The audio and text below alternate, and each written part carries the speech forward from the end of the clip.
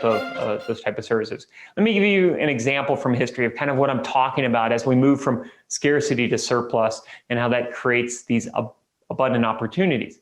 This is the Xerox Star. It was a computer introduced in 1981 by Xerox. It was the first to use a graphical user interface. So you see the screen and you think about the way we interact with computers today, we're using graphical user interfaces. But prior to this computer, everything was DOS prompts, command windows, something our kids and grandkids don't appreciate, but many of us on this call can remember operating Apple IIe's and using those prompts in the command window. Now you think about what a graphical user interface is. It is a redundant feature. You don't need to have a graphical user interface. We were already navigating computers prior to this time. This just gave us a different way to do it. So it essentially duplicated that. The price point on this computer in 1981 was $75,000. So you can guess that they did not sell very many. It wasn't commercially successful, it wasn't commercially viable. But it introduced us to this idea that we could do things, operate in a computer environment different than we were accustomed to. So Steve Jobs saw this idea, he liked it.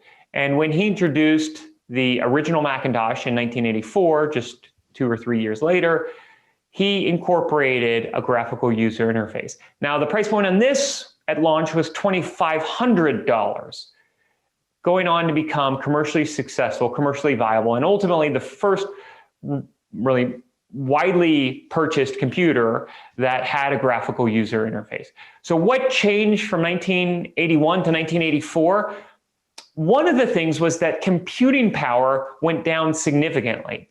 And when I talked to the engineers who worked on some of these early graphical user interfaces, there was a lot of conflict on how to use the computing power, because producing a graphical user interface with that computing power was a redundant feature. And the hardware engineers wanted to use that computing power elsewhere. They wanted to use it to run programs, to optimize other systems, not to do something we didn't really need, to just duplicate a service that was already available. So as computing power went down from 1981 to 1984, we could start to waste it on things like producing a redundant feature, producing a feature that we didn't need. And we could do it at a much lower price. So rather than that costing us $75,000 in engineering muscle, we were able to do it for $2,500. So this idea that as technology gets inexpensive, as it gets abundant, we can start to deploy it widely. And in kind of economic sense, we can waste that resource because it becomes almost free to us. Point number 5 that I want to make is that as we've moved to datification, it's decoupling value chains. And think back to the history of CDs and newspapers, right? The CD accomplished economies to scale for the music industry. Because we didn't know what songs people would like, because we weren't sure if this location wanted these songs or this location wanted these songs, we bundled those onto a single CD or record in the early days. And we sent the same thing, the same CD to all of the stores. So that created a lot of economies to scale. So we didn't have to figure out what the right mix of songs was. We would put them all from the same artist or the same genre onto a CD and send that out. Same with newspapers. Think about the newspaper where you got the sports section, you got comics, you got style, you got the local news, the national news. We bundled that all into a single newspaper because it was much easier to deliver that newspaper on someone's doorstep if they just got it all, rather than figuring out, do we give this person the sports section, this person just the local news? You just got it all as a bundle. So these economies to scale that existed. But as we moved into the digital world, that all changed. It was very easy to sample songs. It was very easy just to read individual articles.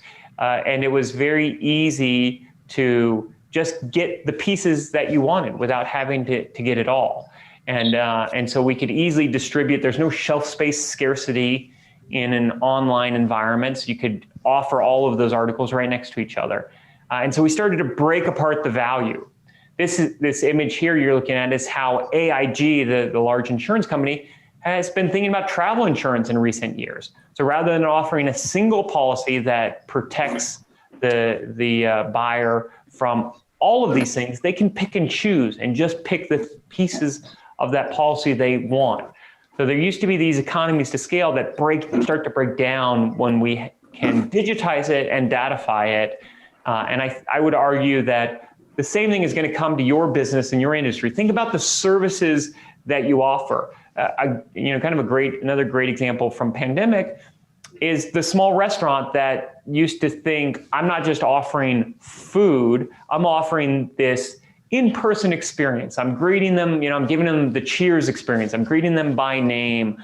I'm delivering not just great food, but the atmosphere and the ambience of of that environment, the ambiance of that environment.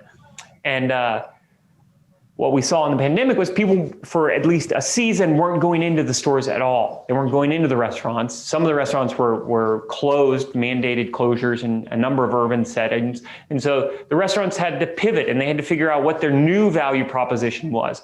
And so you saw some start to do grocery deliveries. We saw some, bakeries offering to sell just packaged yeast. They would take their bulk yeast, break it up and sell it as packaged yeast because yeast was in short supply when we were all at home baking bread. And so you saw kind of the decoupling of these value chains, and you saw digitization enabling new value chains to be created and new value propositions to be created. So my premise is that you're probably sitting on a tremendous amount of information. Maybe you're collecting it, maybe you're not, but that information can be used and be redeployed in your business to create entirely new value propositions, to create entirely new products, to create entirely new ways of operating. You've had to make a lot of shifts probably in the last 9 months, but it doesn't stop there. I think if you can figure out how to not just digitize your operations, but to datify your operations, to take that data and to redeploy it in new ways, to figure out what does it tell us about our customers and our operations. And I would argue that in kind of closing, an explosion of data requires entirely new processes. It isn't that you're going to continue to do what you've always done and do it just with data, but you're going to look for new ways of doing things.